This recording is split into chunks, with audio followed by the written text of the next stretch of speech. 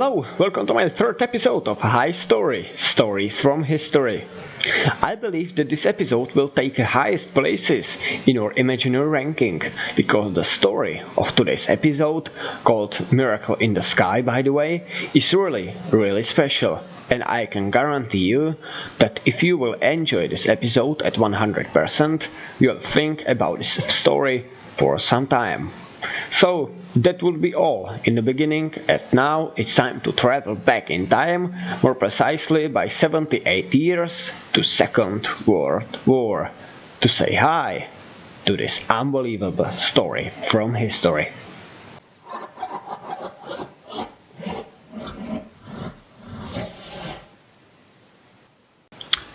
Year 1943 was another year in times shrouded in darkness and death.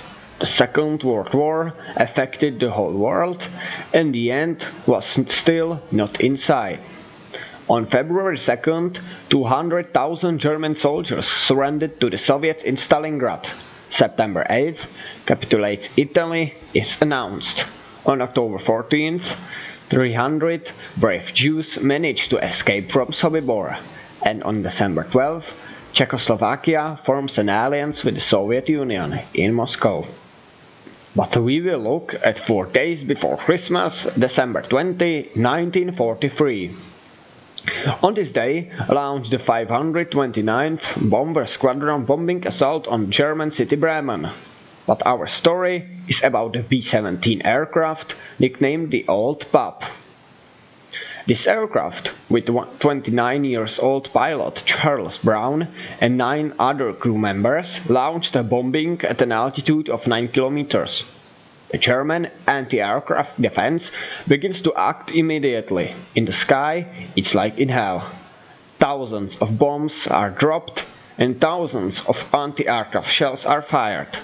Everything looks promising for the whole squadron, when suddenly a great explosion shakes the whole plane.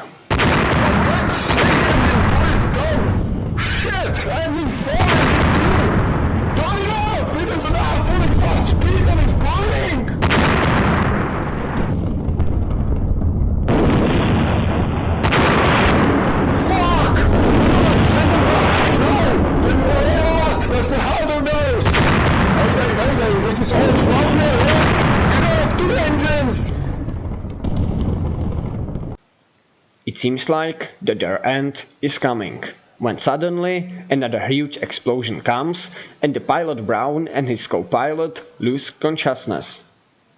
When Brown wakes up, he gets a menacing look. He is less than a kilometer above the ground and his plane falls freely. With an unbelievable miracle, Brown manages to lift and level the plane with all his might, even though the plane was so close that it even hit the tops of trees. The plane returns to a height of 2 kilometers, but there is another difficult task ahead of them. Not only that they are completely alone over Germany, they only fly 200 kilometers per hour, which is 1/5 of their normal speed. 7 of 10 crew on board is wounded or disabled. We don't count the huge damage to an airplane which is barely flying, and they are flying only at 2 kilometers above ground. But ahead of them is one of the largest anti-aircraft walls in Germany.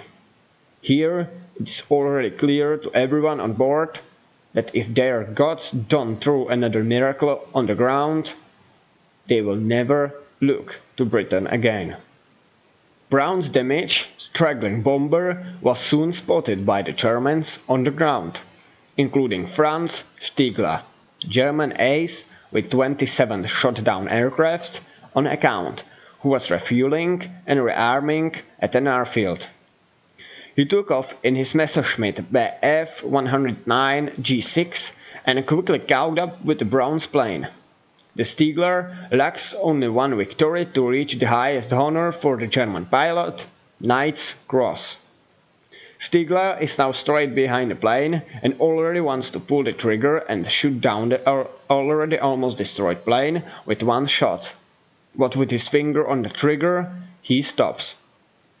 It seems strange to him why the plane puts no resistance. Stiegler flies next to B-17 and through openings torn in the damaged bomber's airframe by flak and machine gun fire, Stiegler was able to see the injured and incapacitated crew. At this point, Brown and crew members saw Stiegler flying next to them. Everyone is already expecting a shot, but it is not coming. Instead, Stiegler, who is at this moment risking his life because of death penalty for high treason, he begins to show Brown that he should land, but Brown tells him no, shaking his head. Stiegler knows that if the plane doesn't land, it will be shot down.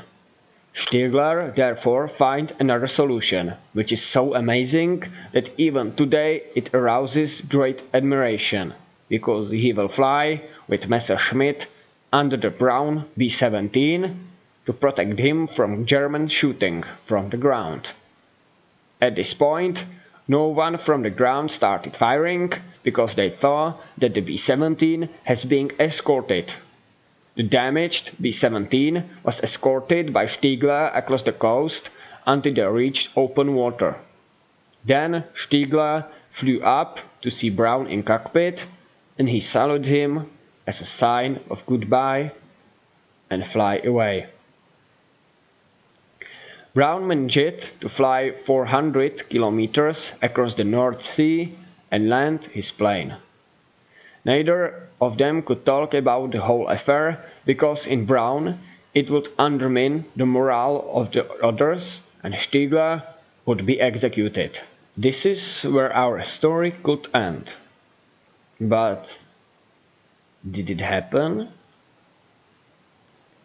It's 1990 and former pilot Franz Stiegler is reading the newspaper as he does every morning, when he sees an advertisement for a wanted German pilot who saved the plane on December 20th, 1943 from certain death. The same year they will both met and they become great friends. Franz Stiegler, the German hero, dies in October 2008, and Charles Brown, the pilot of B-17, only 20 days after him, as if it were some sign of destiny.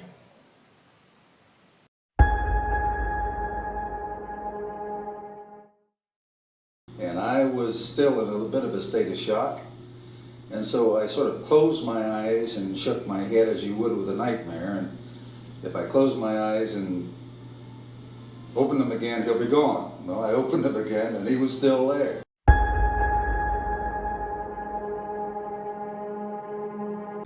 And for me, it would have been the same as shooting at a parachute. I just couldn't shoot. That's all there is to it.